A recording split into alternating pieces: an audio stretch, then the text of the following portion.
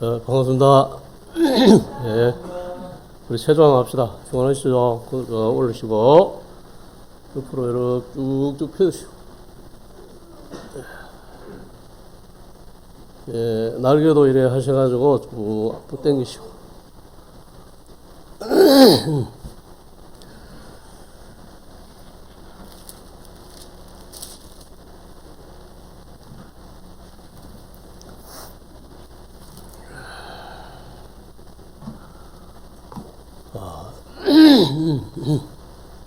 사는 게 힘들죠? 사는 게 쉽습니까? 우리가 이 삶이 사실은 저주를 받았습니다. 하나님 앞에 에덴을 떠난 이후에 인생은 저주를 받았죠. 그래서 남자는 땀을 흘려야 먹고 살 수 있는 그 아름다운 이러한 에덴 동산을 참 주어졌는데, 그리고 영생을 허락하셨는데, 하나님을 대적하고 하나님의 말씀을 불순종함으로 말미암아 하나님으로부터 떨어져 나갔고, 그러한 사람은 지금까지 우리는 하나님을 원망해요. 어떠한 고난이 오고, 어떠한 지금도 뭐 전쟁이나 또 코로나나 여러 가지 이런 일들이 일어날 때는 하나님이 왜 이러나 이렇게 이야기하죠. 하나님이 왜 이러나. 그리고 자연재해들도 보세요. 엄청난 자연재해들 통해 수많은 사람들이 죽잖아요. 그리고 어제 알았겠습니까? 이태원에도 큰 사고가 나서 거의 젊은 애들이 이렇게 다 죽었다. 참 그 텔레비를 보면서 정말 이렇게 마음이 아팠어요. 왜냐하면 내 자식이 아니기 때문에 그런 것이 아니라 정말 내 자식 같은 그런 어린 애들이 그 고통 중에 그 죽어갔다는 생각을 해보니까 너무 마음이 아프더라고요. 그것이 일부 어른들의 책임이기도 하지만 교회의 책임이에요. 교회. 이 교회가 정말 그 젊은이들을 교회 안에, 정말 교회 안에서 그리스도의 가치를 가르치고 믿음 가운데에 살게 했다면 그런 데 가겠습니까? 그래서 정말 교회가 철저하게 회개를 하고, 이러한 일들이 한 번에 그치리라고 생각하지 않습니다.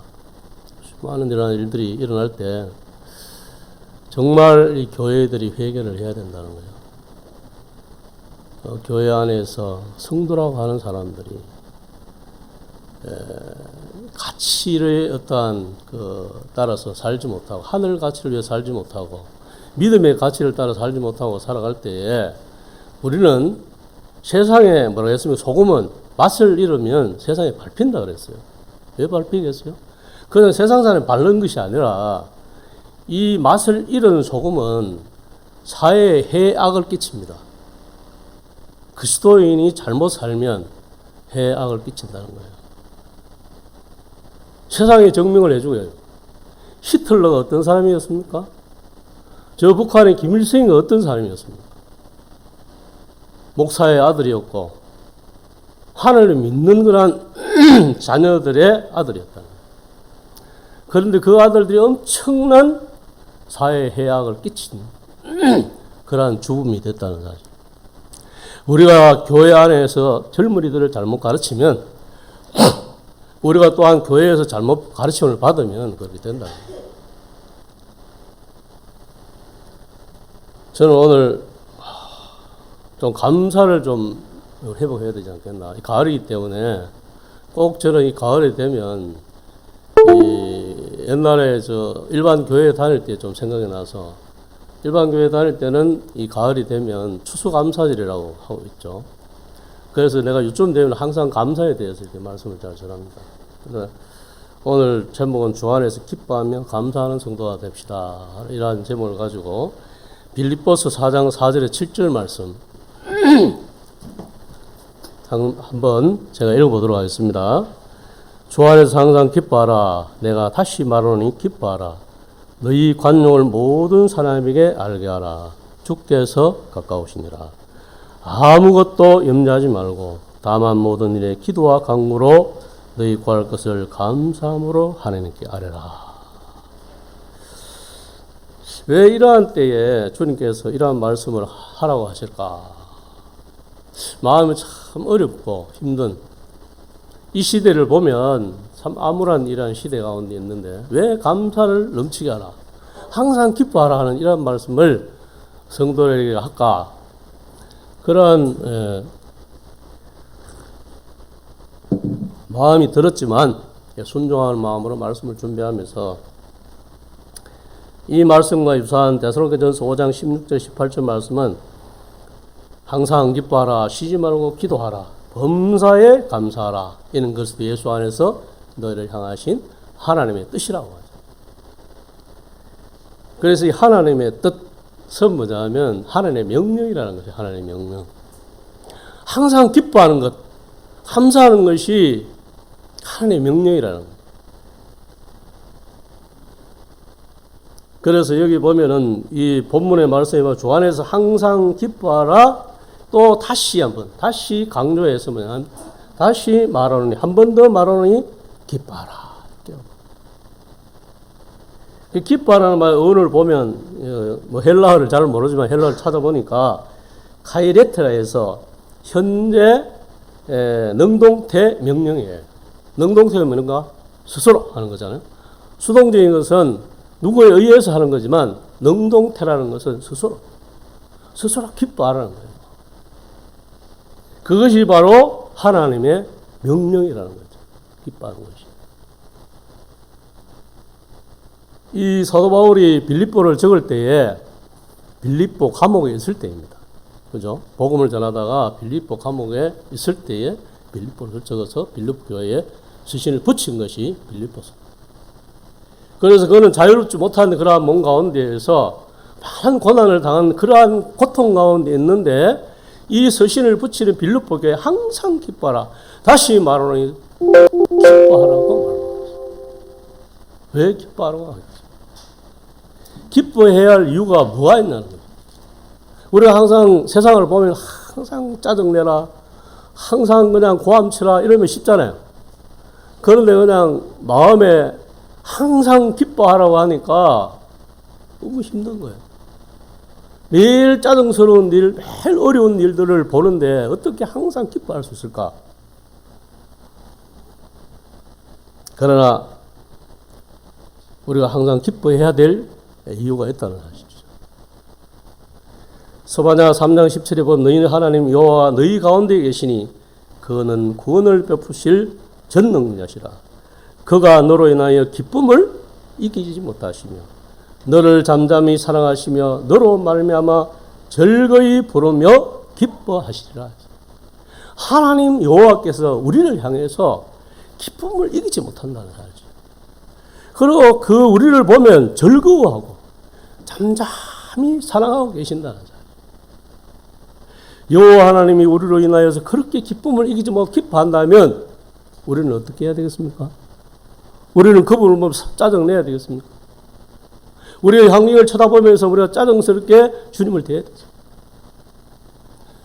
우리가 성경을 보면 역사적인 어떤 출애굽기라는 성경을 보면 많은 어려움이 올 때에 이스라엘 민족이 꼭 뭐냐면 하나님 앞에 벌을 받은 것이 뭐냐면 하나님을 원망할 때, 하나님을 원망하고 시비할 때, 그때 하나님께 적극적으로 이스라엘을 심판하시고 벌을 내리신 것을 볼 수 있습니다.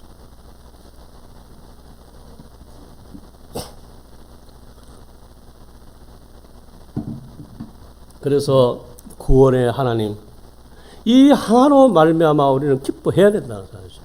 왜요? 구원의 가치가 너무 크기 때문에. 여러분 지금은 잘 모릅니다. 지금은 뭐 섞여 사니까 세상 사람들과 동등히 살고 어쩌면 또 세상 사람보다도 못하게 살고 어쩌면 세상보다도 더 힘들게 사니까 이 구원의 감격이 별로 없어요. 나는 왜 저 사람보다 저는 예수도 안 믿는데 저 사람은 다 성성장구 잘 되는데 나는 예수를 믿는데 나는 왜 이렇게 짜부러드냐. 그렇게 생각하면 마음에 원망이 일어나잖아요. 그런데 이 구원의 크기, 이 구원의 은혜를 정말 깊은 신앙 가운데 알면 알수록 우리가 기뻐할 수밖에 없다.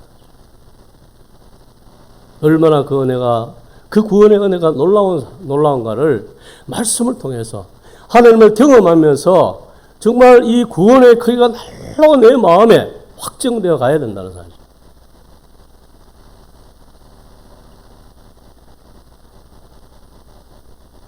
하박국의 3장 17절 18절에 보면 비록 무화과 나무가 무성하지 못하며 포도나무의 열매가 없으며 감람나무의 소출이 없고 밭에 먹을 것이 없으며 유황권에 소가 없을지라도 나는 여호와로 말미암아 즐거워하며 나의 구원의 하나님으로 말미암아 기뻐하리로다. 이런 말씀이었습니다. 여러분들이 요 속에 한번 들어가 보실래요? 하박국에 한번 들어가 보세요. 뭐가 없다고? 소도 없고 양간에 양도 없고 밭에 소출도 없고 열매도 없고 아무것도 없는, 먹을 것이 한 톨도 없는 이러한 극한 어려운 가운데에 거기에 처했을 때 우리 감사할 수 있겠어요? 응? 여호와로 말미암아 즐거워하며 나의 구원의 하나님으로 말미암아 기뻐한다고. 신앙의 절정이라는 것은 어떤 환경에 이렇게 지배받는 것이 아닙니다. 어떤 환경에 처해든 간에 오직 주님만 주목해 가는 것이 신앙이라는 사실이죠. 그렇잖아요. 우리가 환경이 좋다고, 그리고 환경을 잘해준다고, 우리가 점점 더 잘 살아진다고 신앙을 하는 것이 아닙니다. 어쩌면 내 환경이 점점 더 어려워질 수도 있어요. 믿음 생활하면. 그래서 저 오지에 선교사로 가는 그러한 분들을 보십시오. 대한민국에 살면 얼마나 편안하게 그냥 살 수 있는 그러한 모든 환경을 가진 분들이 하늘 가치를 하고 믿음의 가치를 알기 때문에 그것을 버리고 그 오지의 선교지로 향해서 간다는 것입니다. 우리의 믿음의 가치를 발견해야 된다. 그렇지 않으면 항상 어려워요. 신앙생활이 어려울 수밖에 없습니다. 왜냐하면 한 번도 신앙이 쉽다고 주님 말씀한 게 없습니다. 나를 따라오려거든 제 십자가를 지라고 주님이 이야기하셨습니다. 나를 위하여 고난을 받아라고 주님 말씀하십니다. 쉽지 않습니다.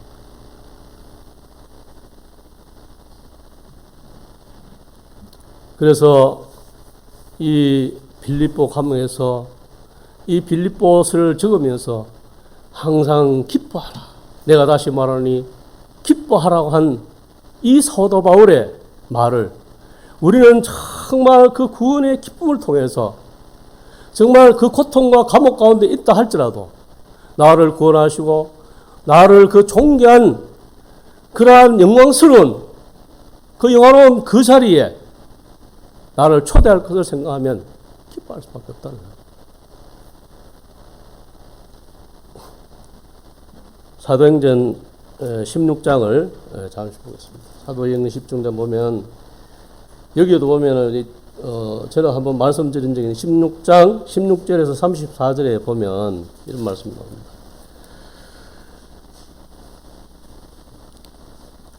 제가 빨리 한번 읽어드리겠습니다. 여기 한밤중에 바울과 실라가 기도하고 하나님을 찬송하며 제소들이 듣더라. 이에 갑자기 큰 지진이 나서 옥터가 움직이고 큰 문이 곧 다 열림으로 모든 사람들이 메인 것이 다 벗어진지라. 간수가 자다가 깨어 옥문들이 열린 것을 보고 죄수들이 도망간 줄을 생각하고 칼을 빼어 자결하려 하였거늘 바울이 크게 소리질러 이르되 내 몸을 상하게 하지 말라. 우리가 다 여기 있노라 하니 간수가 등불을 달라고 하며 뛰어들어가 무서워 떨며 바울과 실라 앞에 엎드리고 그들을 데리고 나와 이르되 선생님이여 내가 어떻게 하여야 구원을 받으리까 하거늘 이르되 주 예수를 믿어라. 그리하면 너와 내 집에 구원을 받으리라. 주의 말씀을 그 사람과 그 집에 있는 모든 사람에게 전하더라.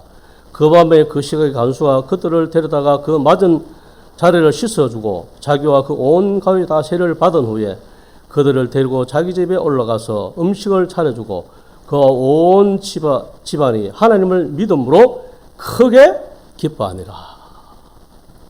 여기에 이 말씀을 이렇게 찾아 읽으면서 그렇잖아요. 이 내용은 뭐냐면 귀신 들린 한 여자가 있습니다. 그래서 그 귀신 들려서 뭐냐면 그 귀신 들림으로 인해 가지고 점을 치 가지고 돈을 벌어주는 그러한 일을 하는 귀신 들린 여인이 있었는데, 지나가다가 바울과 실라 그 여인을 보고 귀신을 쫓아내버립니다. 그래서 그 귀신이 쫓아남으로 해서 여자가 온전게 되니까 점을 칠 수가 없는, 그래서 그 여인을 데리고 다니면서 돈을 벌던 주인이 고발을 한 겁니다. 그래서 이 복음을 전하고 귀신을 쫓아낸 그 죄 때문에 흡시 두드려 맞고 감옥에 잡혀있는 이러한 상태에서 여기 뭐라고요? 바울과 한밤중에 실라가 기도하고 하나님을 찬송했다고. 여러분, 이런 고통과 어려운 가운데에 하나님께 기도하며 찬송할 수 있습니다. 정말 기쁨으로 찬송이 되겠습니까? 그러한 고난 가운데에 기뻐하며 찬송할 때에 하나님은 놀라운 기적이, 옥토가 흔들리고 옥토의 문이 열리며, 이로 인하여서 뭐냐면 간수였던 자가 구원을 받는, 그리고 온 간수의 가족들이 구원을 받고 기뻐하는 이러한 모습을 보십시오. 우리가 항상 기뻐해야 할 이유를 주님께서 설명하죠. 사도 바울도 이를 통하여서 우리가 왜 그리스도인이 항상 기뻐해야 되는지를 말씀해 주고 있는 것입니다. 극한 고난과 핍박이 있다 할지라도 우리의 마음속에 항상 기쁨을 잃지 않는 그 마음이 주님께서 기뻐하신다는 사실. 그 다음 구절 한번 살펴보겠습니다. 그 다음 구절에는 너희 관용을 모든 사람에게 알게 하라고 말씀하셨습니다. 이 모든 사람에게 관용을 알게 하라. 이 헬라어를 잘 모르지만 주석을 찾아보니까 관용이라는 헬라어의 뜻이 토이피 에이케스라는 뜻으로 손해나 역경을 당해도 쉽게 동요하거나 넘어지지 않고 평정을 유지하는 영적인 인내를 가리킨다고 합니다. 또한 이것이 자신의 당연한 권리를 포기하고 다른 사람에 대해서 너그럽게 대하는 태도를 말한다고.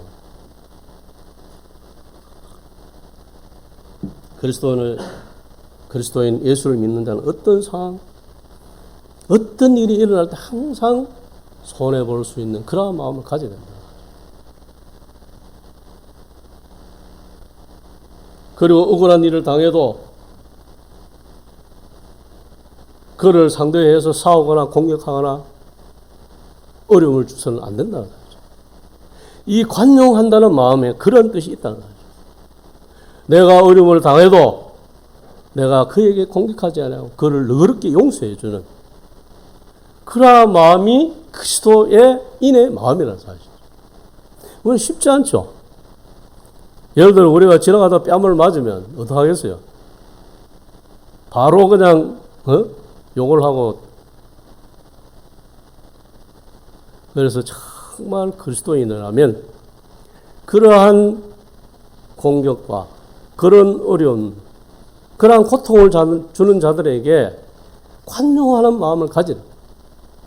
왜 그러한 관용한 마음을 가지라고 주님 말씀하십니까?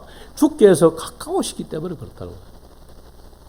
참고 인내하고 있으면 주님이 오심이 지금 임박해 있다는 사실을, 아버지가 지금 곧 오시는입니다. 그러면 아버지가 오시면 그 모든 것들을 해결해 주신다는 거죠. 그러면 어린애들이 어떻게 하겠어요? 좀 억울한 일이 있어도 좀 참겠죠. 힘든 일이 있어도 좀 견디겠죠. 이처럼 전능하신 하나님이 이제 가까이 오고 계시기 때문에 세상에 우리가 환난을 당하고 어려움을 당하고 고통을 당해도 우리가 정말 관용하는 마음으로 우리가 견디낼 때 주님이 기뻐하신다는 사실. 그래서 항상 주님을 기쁘시게 하는 그런 삶을 살아야 된다. 예를 들어 요셉의 사건도 마찬가지지 않습니까? 늘 요셉에 대해서 이야기를 잘 하지만 요셉은 얼마나 억울한 일을 당했습니까? 꿈 이야기를 하다가 형제들의 미움을 받고 그래서 죽임을 당하는, 그런데 차마 죽이지 못하고 구렁텅이에 넣어서 굶겨 죽이려고 구렁텅이에 넣었는데 지나가는 애굽 사람에 발견되어서 애굽으로 팔려가는, 그래서 비참한 노예의 신세가 되었다는 거다. 그것도 형들을 통해서 모함을 당하고 형들을 통해서 미움을 당하고, 그래서 비참하게 애굽에 팔려가서 노예 생활을 했다는 거죠. 노예 생활을 했는데 거기에서도 하나님께서 형통케 하심으로 가정 총무로 잘 일을 했는데 또 보디발의 그 유혹을 통해서 또 고난과 어려움 속에서, 그래서 왕의 감옥에 또 들어가서 수년 동안 고난과 고통을 당하는. 여러분 이쯤 되면 너무 해서 참고 견디겠습니까? 그러한 요셉이 얼마나 관용한 마음을 가졌는지 한번 살펴보겠습니다. 창세기 45장 한번 찾아보겠습니다. 창세기 45장 찾아봅시다.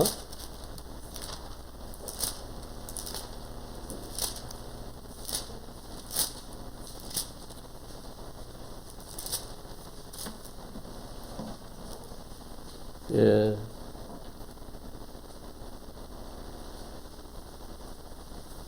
45장 4절에서 8절을 제가 읽어드리겠습니다.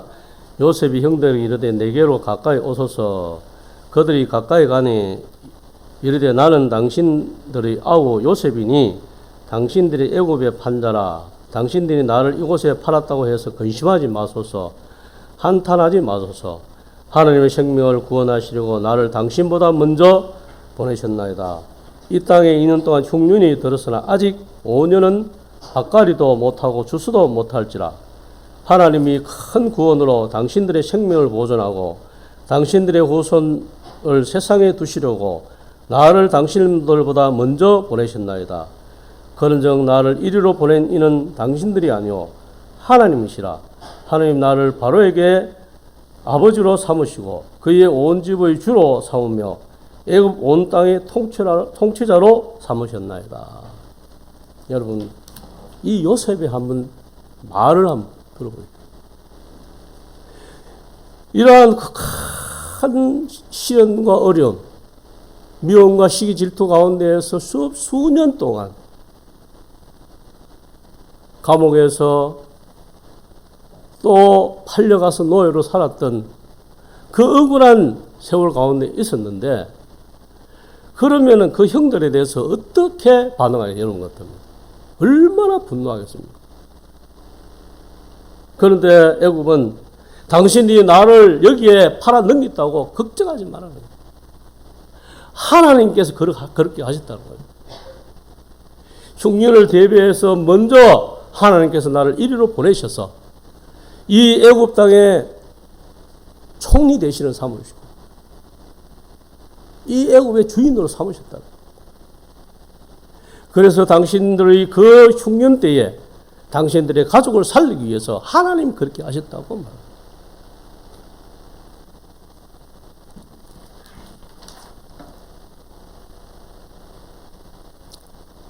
이것이 그리스도인의 관용이라는 사실입니다.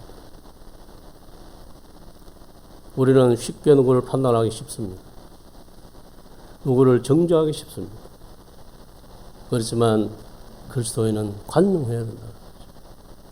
늘 넓은 마음을 가지고 그리스도께서는 어떤 마음을 가지셨을까? 우리를 예수를 믿는 사람들이 좀 폭력을 가져야 돼요. 마음을 넓혀야 됩니다. 왜 교회가 교회답지 못합니까?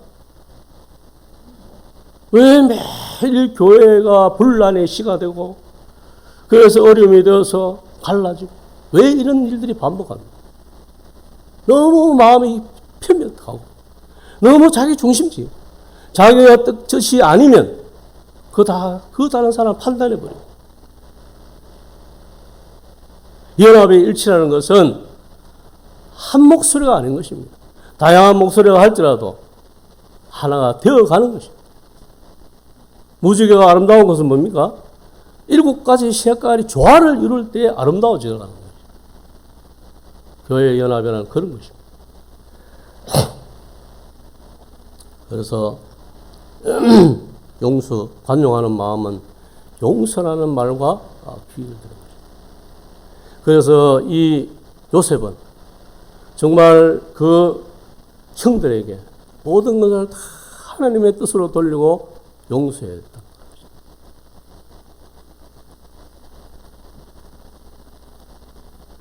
이것은 주께서 이제 가까이 오셨기 때문에 그러한 그리스도인이 관용한 마음을 가질 때에 주님은 이제 와서 그 모든 것들을 회복하실 것입니다. 요셉의 사건도 마찬가지잖아요. 그러한 억울한 사건과 사고와 어려움을 견디고 있을 때 주님이 때가 되매 30세에 애굽 땅의 총리 대신을 만드신 주님, 그 하나님의 뜻을 승리를 기대해야 된다는 사실. 지금 당장 어렵고 당장 힘들고 당장 억울하다 할지라도 우리가 간증하는 마음을 가지고 그렇게 서로를 대하고 사랑하고 용서할 때에 주님이 가까이 계신다는 사실. 그 다음은 뭡니까?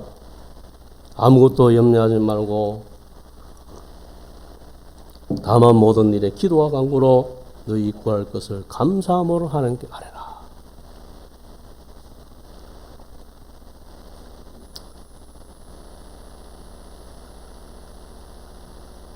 믿음을 가진 자여 걱정하지 마라. 그것이 주님의 명령인 것입니다. 염려하지 말라는 것입니다. 그리고 정말 감사를 회복하라는 것이죠. 감사.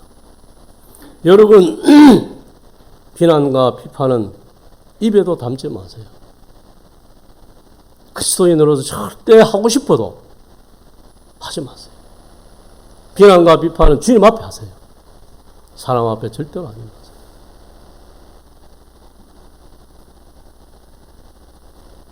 우리가 그러한 것을 주님 앞에 나가게 할 때는 기도가 되지만 사람 앞에 나오면 비난과 비판이 되는 것입니다. 그래서 모든 일을 기도와 간구로 너희 구할 것을 감사함으로 하나님께 아뢰라 할 때에 정말 그 하나님께 아뢰는 그분이 누군가를 잘 아셔야 돼요, 여러분. 그 상대방 내가 구하고 있는 그분이 어떤 분이라는 사실을 내가 알 때에 내가 어떤 것을 구하든지 들어주실 그분을 아셔야 된다. 그분은 어떤 분입니까? 전지전능하신 분이고 만물의 창조자이시고 생명의 주인이 되신 그 하나님이 우리의 기도를 들으신다는 사실. 그럴 때에 우리는 감사함으로 기도하고 간구하고 나갈 때에 주님 그 하나님이 들으신다는 사실. 여러분 소장훈 목사님 잘 아시죠? 그 목사님이 6.25 때에 두 아들을 잃었어요. 그 사건은 너무 잘 아시잖아요. 저도 몇 번 이야기해요. 그런데 그 두 아들을 잃은 그때에 그때 돈으로 1만 원을 그때도 1만 원입니다. 1만 원 가면 엄청난 돈입니다. 그때 돈. 그때 돈 1만 원을 아들을 죽였는데 감사헌금으로 내려놨어요. 그리고 한번 들어보십시오. 10가지 감사 기도 제목. 나 같은 죄인의 혈통에서 숙녀의 자식들이 나오게 하셨으니 하나님께 감사합니다. 허다한 많은 성도들 중에 어찌 이런 보배들을 주께 하필 나에게 맡겨주셨는지 그 점 또한 주님께 감사합니다. 하나들의 순교도 귀하다 하거늘 하물며 두 아들의 순교리요 하나님 정말 감사합니다. 삼남 삼녀 중에 가장 아름다운 두 아들 장남 차남을 바치게 된 나의 축복 하나님께 감사합니다. 예수 믿다가 누워 죽는 것도 큰 복인데 하물며 전도하다가 총살 순교당함이 어찌 감사하지 않겠나. 감사합니다. 미국 유학 가려고 준비 중이던 내 아들, 미국보다 더 좋은 천국 갔으니 내 마음이 안심되어 하나님께 감사합니다. 7째, 내 두 아들 총살한 원수를 회개시켜 내 아들 삼고자 하는 하나님의 사랑의 마음 주신 하나님께 감사합니다. 내 두 아들이 순교로 말미암아 무수한 천국의 아들들이 생길 것을 믿으니 하나님께 감사합니다. 9번째, 이 같은 역경 중에서도 이상 8가지 진리와 하나님의 사랑을 찾는 기쁜 마음, 여유 있는 믿음을 주신 우리 주 예수께 감사합니다. 이렇듯 과분한 축복을 누리게 되는 것을 감사하다. 10가지의 감사 제목을 드렸습니다.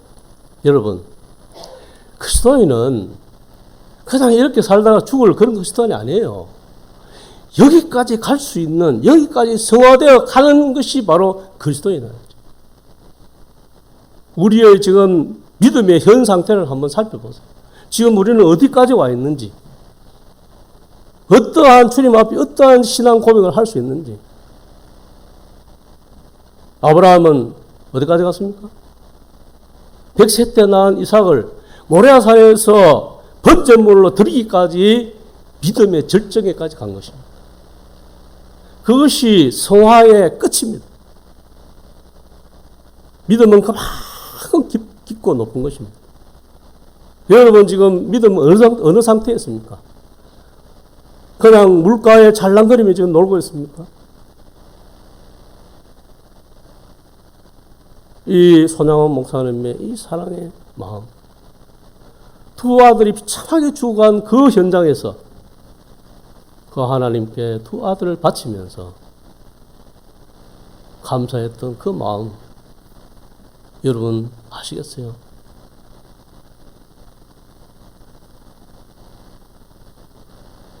그 사랑은 주님의 마음이죠. 하나님께서 아들 예수 그리스도를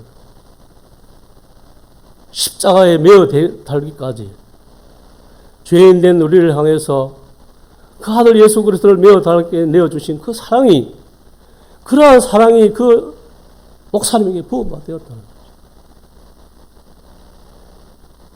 기독교는 사랑의 종교입니다. 사랑이 없으면 아무것도 아니라고 이야기하죠.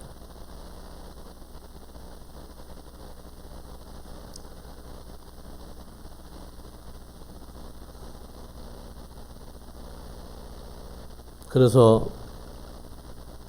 우리가 이러한 감사를 회복하게 될 때에 이러한 감사를 통해서 주님 앞에 나아갈 때에 주님께서 기뻐하신다. 어떠한 어려움이 온다 할지라도, 어떤 고난 가운데 있자 할지라도 정말로 그 감사하면서 주님 앞에 간구하고 기도하게 될 때에 하나님께서 들으신다는 사실이죠.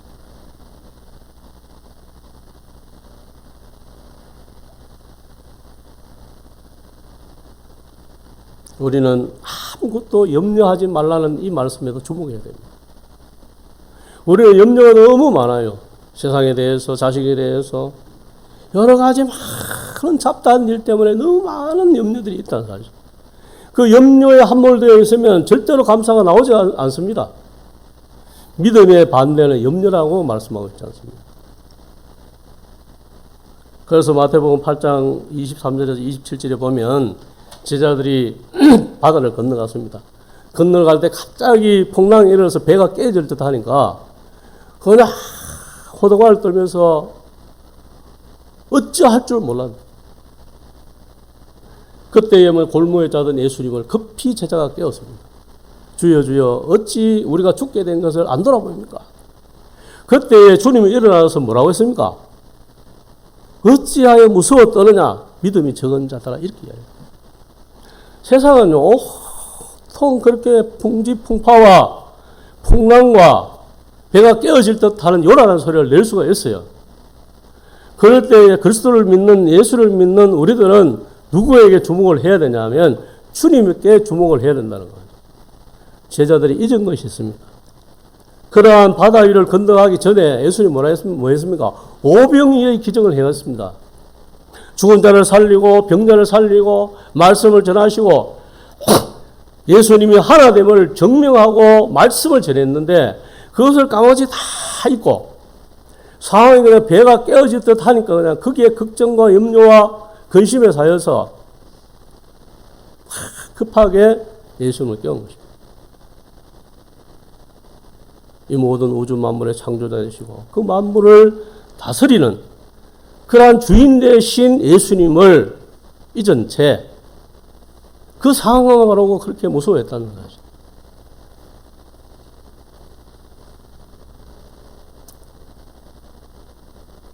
우리도 그렇게 될 수 있습니다. 그리고 우리도 그렇게 살고 있잖아요. 그리고 어떠한 상황이 벌어지면 우리가 정말 주님 앞에서 기도하기보다는 그 상황을 어떻게 하면 우리 스스로 정리할까 싶어서 동문서주 뛰다니잖아요. 이 일이 온 이유가 무엇인지, 이 일을 내게 주신 이유가 무엇인지 정말로 주님 앞에 나와서 눈물로 기도하며 주님, 이 일을 어떻게 하라고 주님 이 일이 일어났습니까? 주님 앞에 묻고 기도하게 될 때에 주님 앞에 해결함이 있다는 사실. 인간관계가 꼬여 있습니까? 어떤 물질적인 어떤 어려움이 있습니까? 또 아니면 어떠한 큰 직장이나 모든 어려움들이 난제되어 있습니까? 그럴 때 여러분들의 태도는 지금 어떻게 하고 있습니까? 풍랑이는 파도처럼 그러한 혼란과 어려움이 올 때에 우리는 잠잠히 주님을 바라보면서 정말 주님의 능력을 바라보면서 주님께서 어떻게 하실 것을 믿고 주님 앞에 간절한 마음으로 다만 모든 일에 기도와 간구로 너희 구할 것을 감사함으로 아뢰게 될 때, 그렇게 될 때 어떻게 하겠습니까? 하나님의 평강, 하나님의 평강하신 그 하나님께서 너희 마음과 생각을 지켜주신다고. 어떠한 풍랑이 일어나도 우리의 마음이 고요하면 끝이. 그렇잖아요. 우리의 마음과 생각을 하나님의 평강으로 지켜주시겠다고.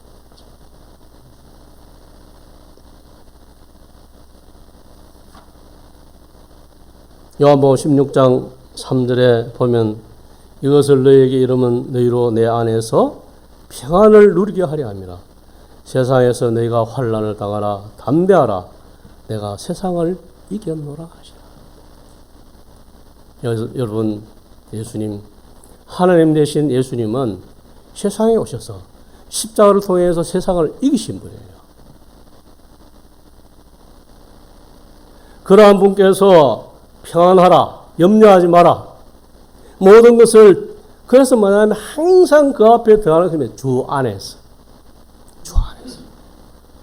우리가 주님 안에 있을 때 참된 평안을 누릴 수 있는 것입니다. 여러분, 세상 가운데 있으면 항상 불안합니다. 한번 해보세요. 주님을 떠나서 항상 세상 육신적인 가운데 있으면 항상 뭐냐면 불안하다.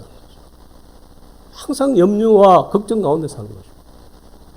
그러나 우리가 주님 안에 있을 때에, 주님 안에 있을 때 참된 평안을 누리는 것입니다. 그래서 항상 기뻐할 수 있고 모든 사람에게 정말 관용하는 마음을 가질 수 있다는 사실입니다. 넓은 마음을 가질 수 있다는 사실입니다. 우리가 주님 밖에 있기 때문에 그런 것입니다. 우리가 항상 주님 안에 있다고 지금 자부할 수 있겠습니까? 여러분도 하루 종일 뭐하고 계십니까? 잠시라도 성경을 보고 잠시라도 기도 가운데에 정말 하루 주님을 묵상하며 살아가고 있습니다. 그렇지 않는가? 세상의 분주한 삶 가운데에 하루하루를 보내다 보면 주님 안에 있지 않는다는 사실. 주님을 잠시라도 생각하지 않는 가운데에 하루를 그냥 흘러보낸다는.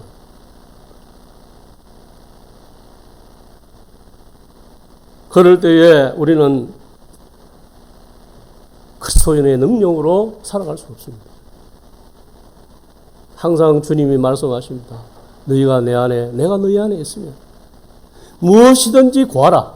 그러면 주실 것이라고 주님 말씀. 우리가 항상 주님 안에 있는 것이 중요해요. 교회만 나와서 앉아 있는 것이 중요한 게 아닙니다. 일주일에 한 번 여기 앉아와서 여기 나와서 앉아서 있다고 해가지고 다 이게 주님 안에 평안을 누리는 게 아닙니다.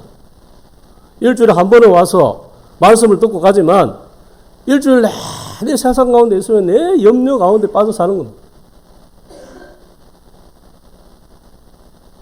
여러분, 주님 오실 때가 다 됐습니다. 이제는 정말 주님 오실 때가 다 됐어요. 이럴 때에 정신을 차려요.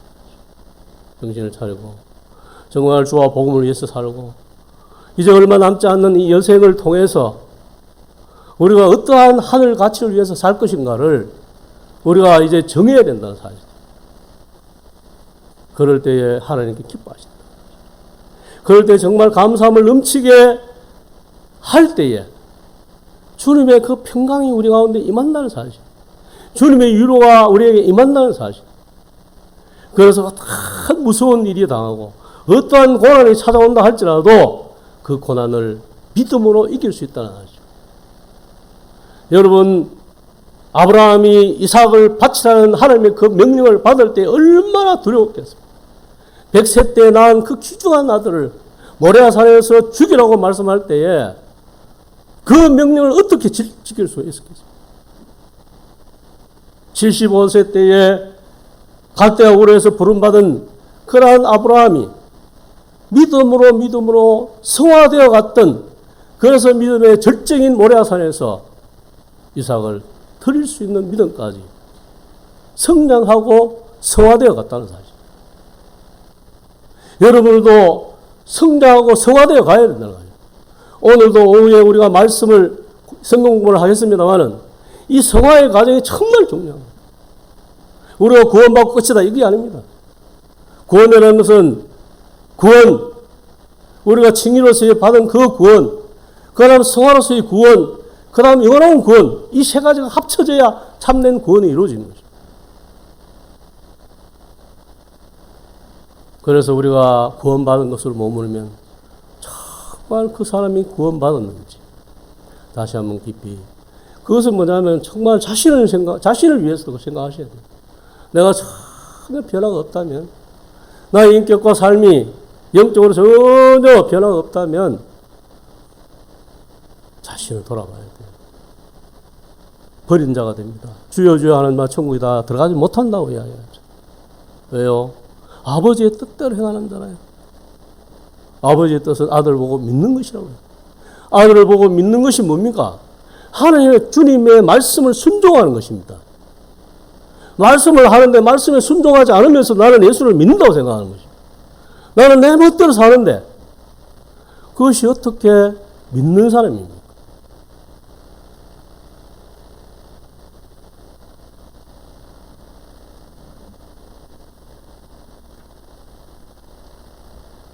아무쪼록 항상 기뻐하고 또 다시 말하니 기뻐하라.